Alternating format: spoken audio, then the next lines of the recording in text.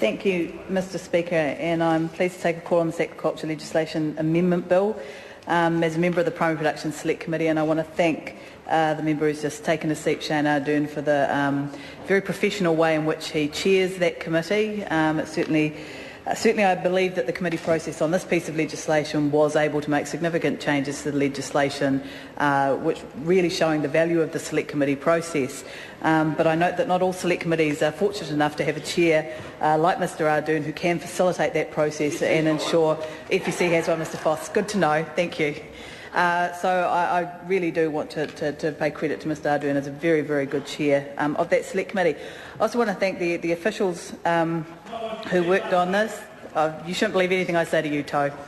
I want to thank the officials who worked on this very technical piece of legislation, and also all the submitters who took the time to come before the committee and present their points of view. I think it's important to note that there certainly wasn't unanimous support for this piece of legislation, and there remains a large proportion of New Zealand society who remain very concerned about what this might mean in the future for the waterways that New Zealanders enjoy and want to be able to continue to enjoy. And I guess, as my colleague Damien O'Connor alluded to before, sometimes I guess we're going to have to wait and see where this legislation takes us. Certainly the previous Labor government introduced legislation in order to try and better facilitate the development of aquaculture as a serious industry in New Zealand. And we have no problem admitting that it didn't work. The process that we set out did not result in any new space being created. The processes were obviously too complex, too costly, and that's why we were more than happy to support this legislation and do what we can as an opposition to facilitate the development of this very important industry. I will also note, however, that in 2008 we did put a piece of legislation into the House to amend our own law, which we had acknowledged wasn't working in a way that we had intended or hoped. And perhaps, that legislation could have been picked up and put through a lot sooner maybe than this one has, but that's been and gone, and here we are with this piece of legislation. And I certainly hope that it will have more success in furthering aquaculture developments than the previous legislation did. In saying that, I think there remain a few areas in this bill where we do have some concerns, and we hope that these will be able to be addressed perhaps in the committee stage of the legislation. I think probably one area is a 20-year minimum for aquaculture consents. Now, this basically says that the minimum consent period will be 20 years, the maximum 35. It's, we're told, intended to create a level of certainty for those who want to invest in the sector. And if someone who wants to invest in aquaculture wants a shorter minimum consent period, then they can apply for that. But the council itself cannot do anything to request a shorter consent period. Now, this does seem to be very limiting on councils, and I think we need to remember that councils in New Zealand are democratically elected to represent their communities. I sometimes get a little bit concerned when I hear people in speeches talking about councils as though they're just these undemocratic roadblocks to development. And the fact is, they're elected by the people of their region to represent them and to make these decisions. And I do start to worry when we start tying councils up in red tape from Wellington, in a one-size-fits-all type approach, which may not be appropriate. And you can think of a number of scenarios where a local council representing the views of their constituents might have concerns over a 20-year time period for a consent in a particular area. And so it was an issue that was raised by some of the submitters, and there did seem to be, I have to say, a level of distrust that we have to tell councils it's 20 years minimum and you get no say in that, despite the fact that you're the ones elected to make these decisions. So it will be interesting to see how that goes, but I do feel that perhaps we could have shown a little bit more confidence in local government and in our elected councils, regional councils, to make those decisions and to make them in the best interest of their community. And it seems to me that a one-size-fits-all 20-year minimum is not the best way to do that. It could also have a number of unintended consequences as well, which is that councils may indeed act far more conservatively when it comes to approving these applications. If there's a 20-year minimum and they have concerns, whereas maybe a 10-year minimum they might not have had concerns, they may just decide, well, we're going to say no.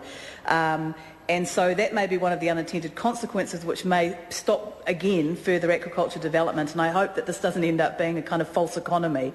And we don't end up actually having councils not feeling confident enough to allow projects to go ahead, because 20 years is a long time and it does restrict future councils from being able to manage their coastal areas, and that might not be something that today's councils feel comfortable doing.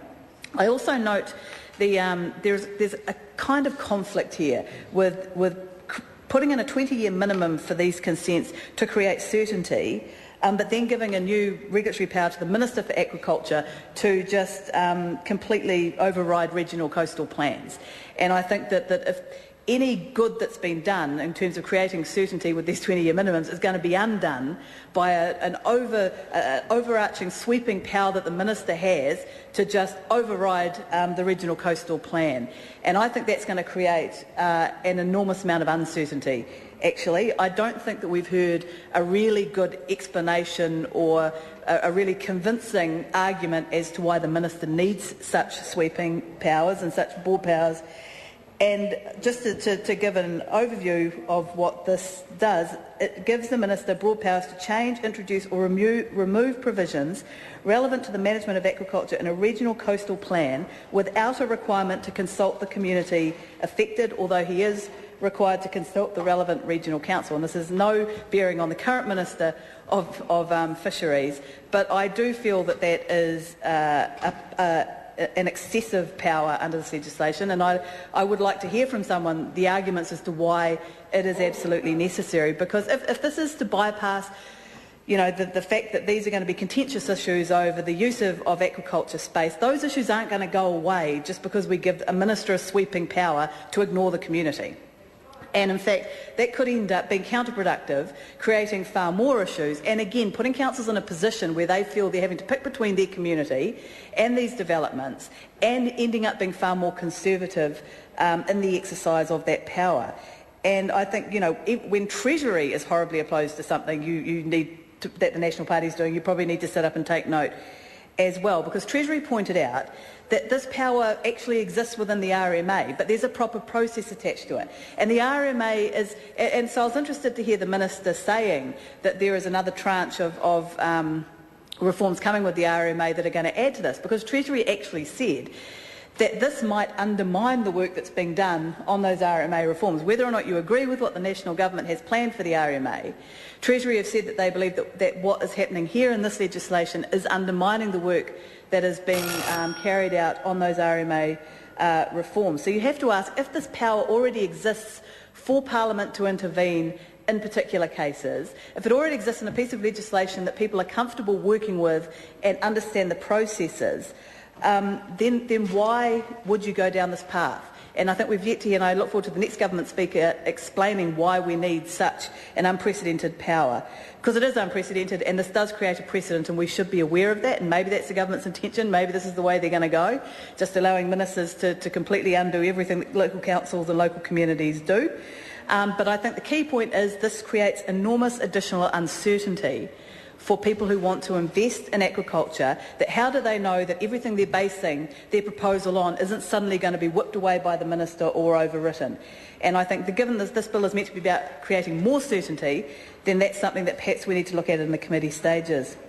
The final thing I want to touch on, I won't talk about the undue adverse effects test because I think other people have covered it and I'm running out of time. The other thing I want to touch on is some changes that were made under the emissions trading scheme to the way that fisheries are dealt with, which I think, again, feed into that if we're taking aquaculture seriously, then it needs to be a whole-of-government approach, not just aquaculture legislation, but whatever we do. And Labor was very concerned when changes were made, when there was compensation and assistance being put in for the fisheries sector to be able to deal with the costs of an emissions trading scheme, and these were subsidies basically for the fuel, that the government changed that to give it to the quota holders instead of to the vessel operators. And these are the people who are going to be going out and checking it and collecting, to the quota holders.